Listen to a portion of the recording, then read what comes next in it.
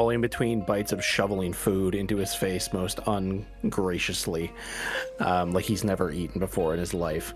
Emmerin says, and why is it that you stayed?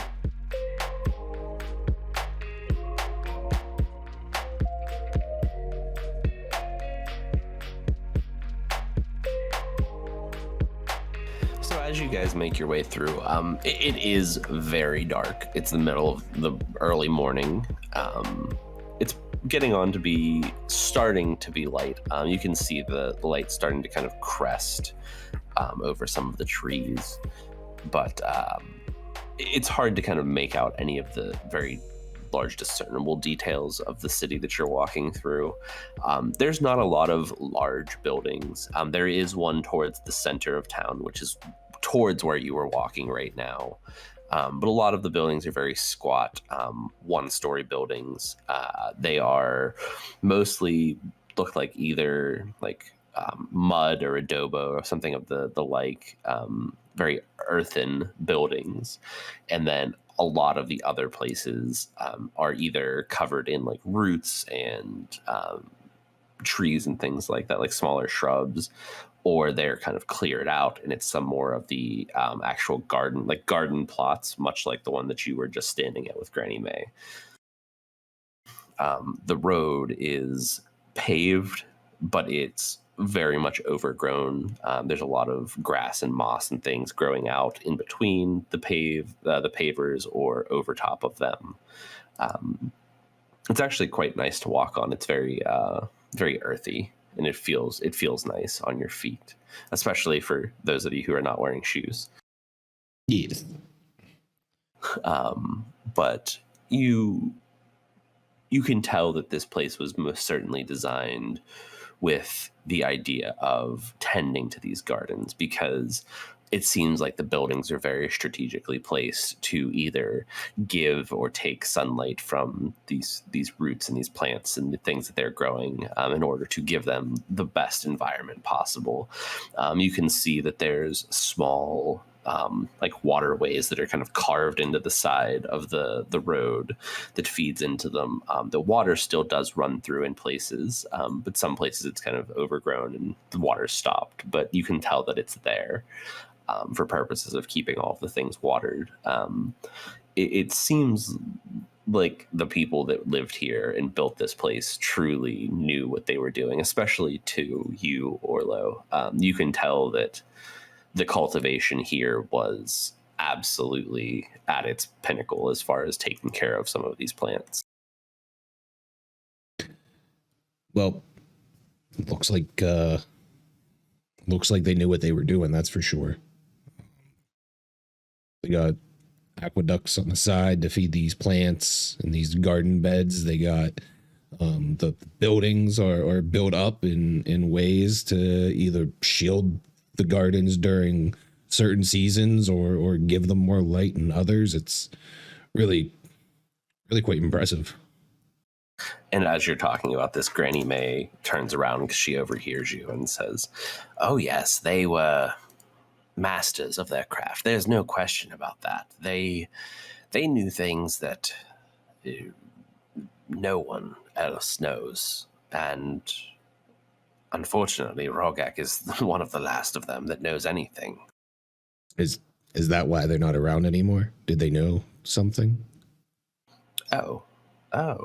And she kind of like has this very disgusted tone about her at first, and she goes, I don't know that I ever thought about that.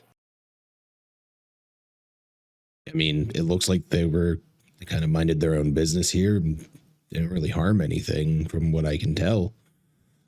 If the only thing they had was knowledge beyond that, then I could imagine that's the only thing that someone outside would find threatening. That's very true, I suppose. I wonder if Rogak would tell us anything about that. One would never know. You could ask him, though. It would never hurt, I suppose. I'm going to think about it. I just keep walking. And as you keep walking through the city, again, it doesn't take you super long to get to the center building. And it's built up only a few stories. It's about 3 stories tall, and most of it is just like a big dome in the center. And it's built more like a temple than it is like a castle, for example. And it's all open air. It's just covered. And you can see that off in the distance a little bit in one of the sides there is like some walls and things like that interior, but you can see that there's what seems to be like a campfire light kind of protruding from beyond the wall. And you hear Granny May call out to Rogak, and letting him know that she's coming back in.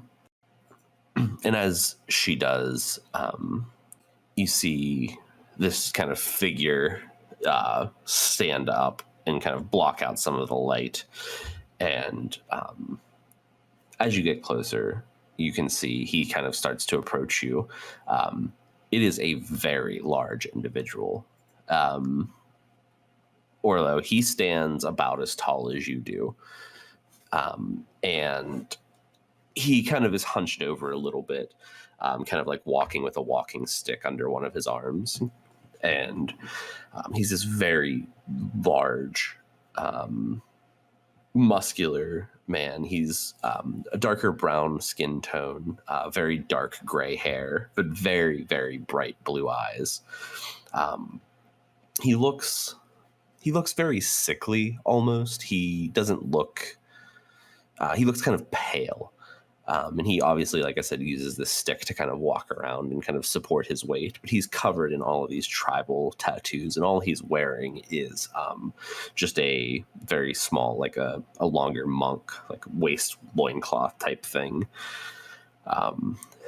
And he kind of sees you behind Granny May, and he kind of motioned, like you see him kind of give a head nod towards you as a group, and she kind of just nods towards him and goes, yes, they're fine. And he kind of just gives a small nod and looks over, and he puts up his other arm that he's not supporting himself with, and, well, I suppose that a friend of Granny May can be a friend of mine. Welcome to what is left of this once beautiful town of Burrissa. And I'll curtsy, and I'm Laya. Thank you for your hospitality. And he kind of nods and says, Laya.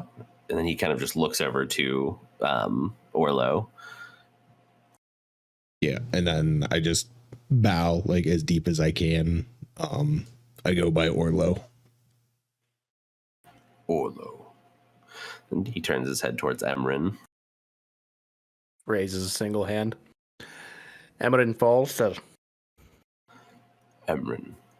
And he turns and looks at you, Flo. I'm just gonna salute. Hello, sir. Flo. And he squints his eyes a little bit, and he looks at Buttonhead, and he goes, is this one, I assume, with you as well? I'm just gonna look over on my shoulder. Go ahead. And you see Buttonhead kind of get all, and he gives a really nice salute, and you obviously can't speak, but you all hear him say his name. Rogak is not close enough to do so, unfortunately. He can't speak. He speaks telepathically, but his name is Buttonhead. Buttonhead. As they are. Well, it is very nice to meet you all. And he kind of gives a very slight bow again. I know that it is not much, but you are welcome here as long as you need be. And he kind of motions back towards the temple, and he starts turning, and he says, please come in. It is just about to be breakfast time. Orlo just starts following along. Orlo's like, food? Breakfast. It's food and an elder. Yes. Double whammy. There's conversation to be had. So you guys you walk in, and Granny May makes sure you're all settled, and she kind of looks and goes, I am sorry to do this, dears, but I do have to get running. I have a lot of things I need to get done. But please, Rogak will take wonderful care of you, I assure you. And whenever you need me, you're more than welcome to come visit me anytime.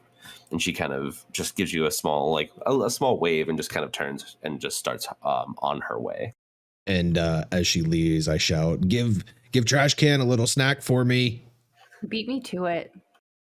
And she goes, oh, yes, I absolutely will. Don't worry. Perfect. So as you all come in, it is a very humble place. It's just like dirt floored. There are a few, he has his bedroll, which is a hide bedroll. It's not much as far as what is inside of this place. But you see him kind of going through some things, and he pulls out a couple of these very large fruits is what they look like, kind of like almost like gourds of sort, and he kind of throws them into the fire, and then you see him pull out a small pan and sets it on top of the wooden pillars, and sets this on top, and throws what looks like maybe some grubs or things like that on top of that, and they start kind of sizzling up. And after as he's doing this, he kind of pauses for a moment and goes, oh, I suppose I should make sure that you all eat things like this. I'm not used to having visitors. I do apologize.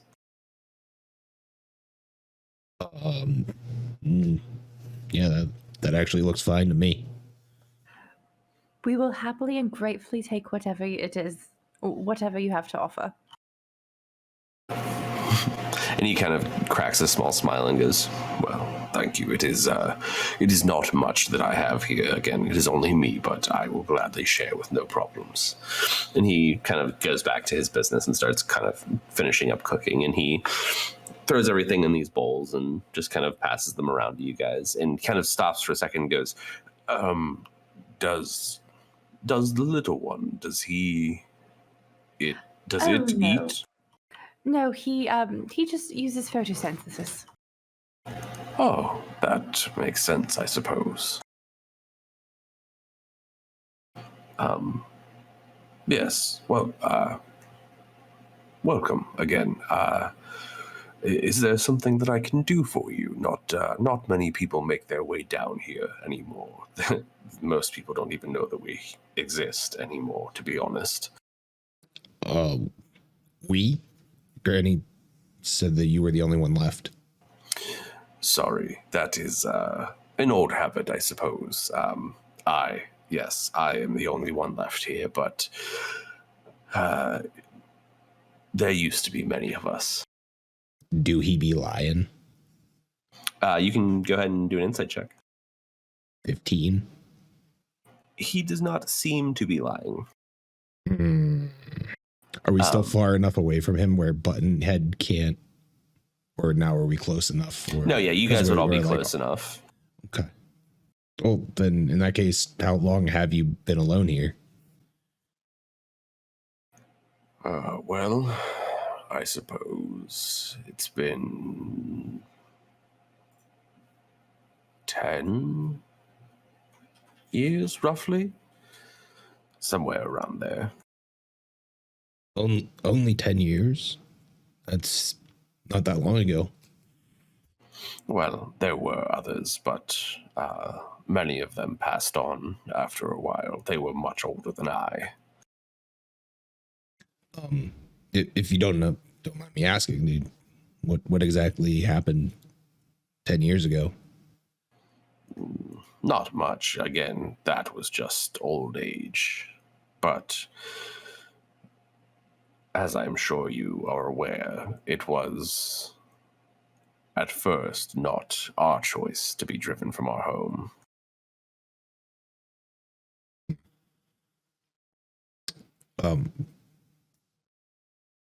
I kind of understand being driven from your home against your will. What drove you away?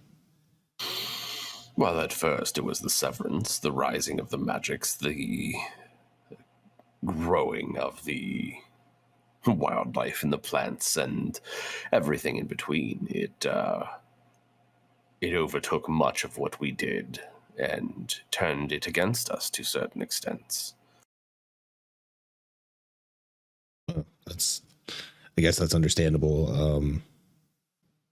I just sit and think for a second. All in between bites of shoveling food into his face most ungraciously, like he's never eaten before in his life. Emmerin says, and why is it that you stayed? Well, we didn't at first. There were a group of us that came back after a while to try and retake and retend what we left behind. Just for the record, when he talks with his mouth full, Laya is going to give him a very disapproving stare. He stops and he just stops and looks at what?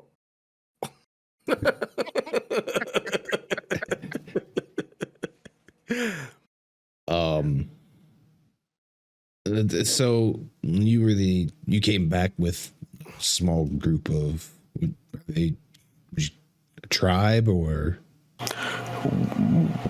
That is a word for it. We're all monks, and we felt it was our duty to continue to maintain our oath. So was there some reason that you couldn't recruit new people into your tribe or your order for some reason to if you were coming back? Well, there weren't many people to recruit, to be perfectly honest. It was a very difficult time for all of us. There was not many people that even came back down this way after the wilds overtook a very large portion of everything. As you may be aware, Elriel was pretty much all that was left after a certain period of time. And how long did you last here as a group before you were the only one left? Let's see. Maybe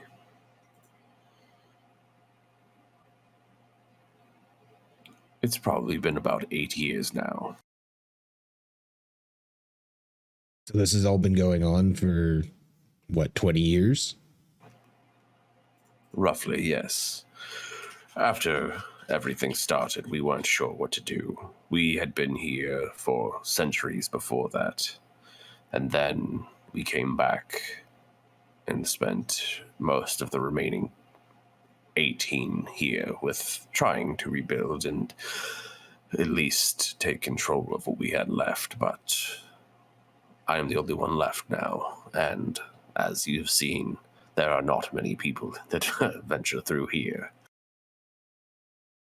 Yeah, it would seem so.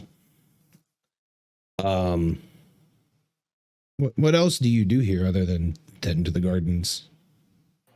I don't have much time to do anything other than that, to be honest. I do my best to take care of the things that Granny May needs, and beyond that, I just do what I need to survive.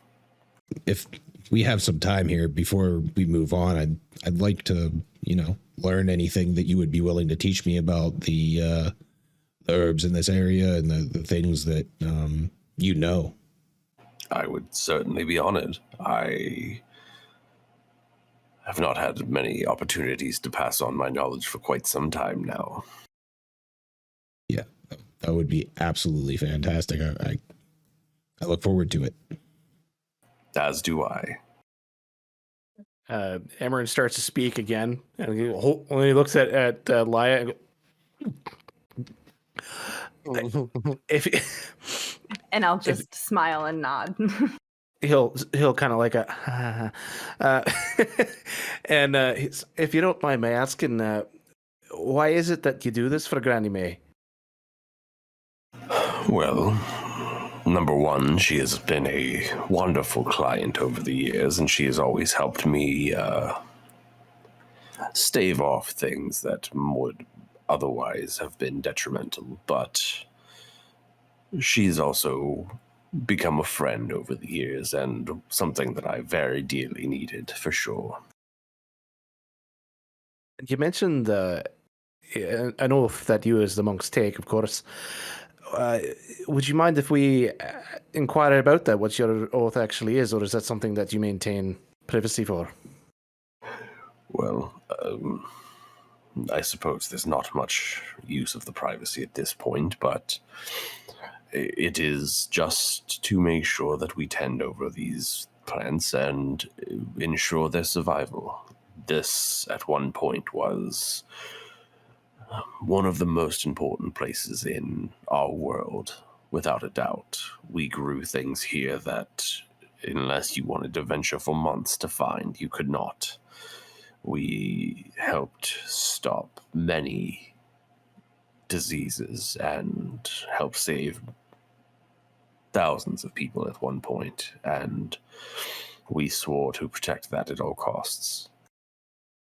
It sounds like something worth protecting.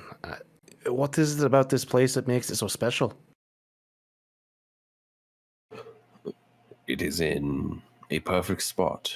The people who built it were genius architects, and it very much was built to last. As I'm sure you may have seen, it was built to cultivate and to grow, and for these plants to flourish here without much need for anything else. There are still plants that grow here that have no reason to grow here other than that they were planted in this wonderful place. So most of the wildlife outside of Burrissa seems to have overtaken everything. Why hasn't it been overtaken itself? Well, it's tried. We've done a lot to...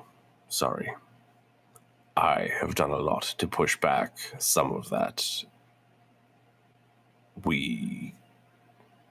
I do my best to make sure that anything that would overtake the things that we need are tended to and pushed back into the wilds where they come from. But as I am sure you have seen, and he kind of points around to some of the surrounding buildings and some of the untended garden beds, the wilds are not easy to keep out of here completely. It is a powerful force and will do exactly what it wants when it wants to.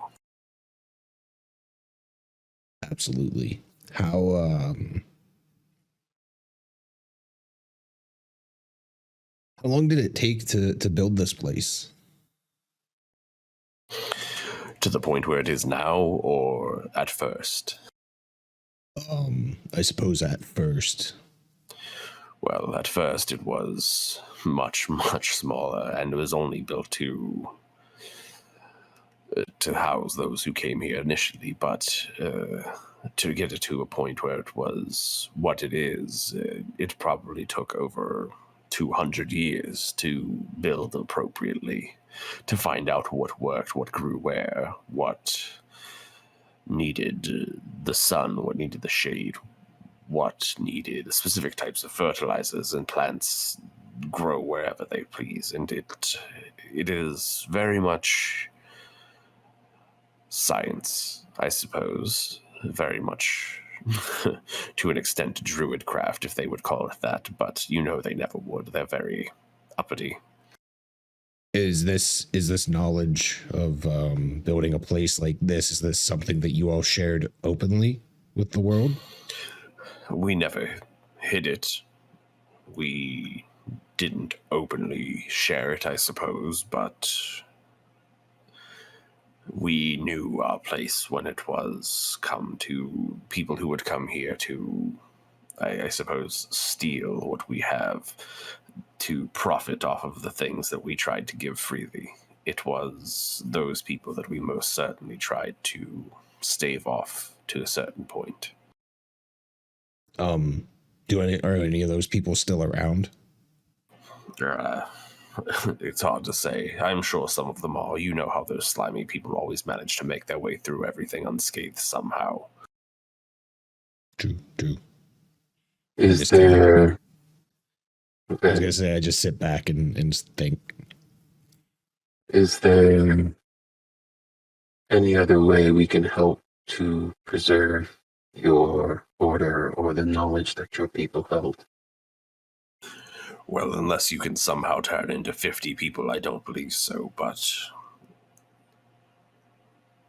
there are places here that I would struggle to call it a library, if anything, but there are notes and scrawlings and scrolls of things that we have learned, and I know you can't take them with you, but if you could tell me that you would make sure that you either come and get them at some point or would let someone know that they're here, I would never be opposed to that. We could have Sorith bring them to the library in Elriel. Is that old bastard still alive? Indeed. He kind of just gets this smirk across his face and just kind of gives almost a pained laugh. Well, again, I suppose that doesn't surprise me. I was wondering, actually, as I was sitting here thinking, if that was maybe one of those groups that came in and tried to take the knowledge you have all worked so hard to develop and protect. You know, much to my surprise, many of them actually came here to help us at first. They never gave us any trouble, and they always supported us when we needed. They actually brought us many of the rarer herbs that we grow here and cultivated at one point. It was a wonderful relationship for a time, I suppose. Obviously, things have changed now, but it's no fault of theirs that this has happened, I suppose. They weren't involved in what happened here at all? I suppose I couldn't say no for a fact, but if I had to guess with my relationship personally, that I would not say that they would know. I have some other theories, I suppose, but I think all of us would be interested in any of those theories that you have. Agreed. well, I suppose it wouldn't hurt. I'm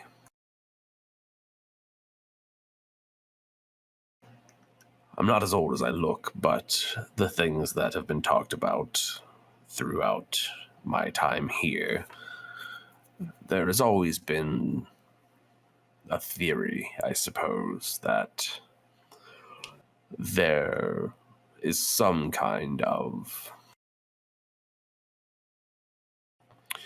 contraption, I suppose, if you will, that is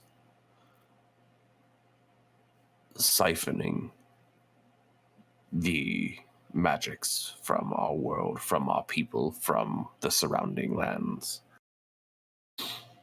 I don't know who has the power or capability to build anything such as that, but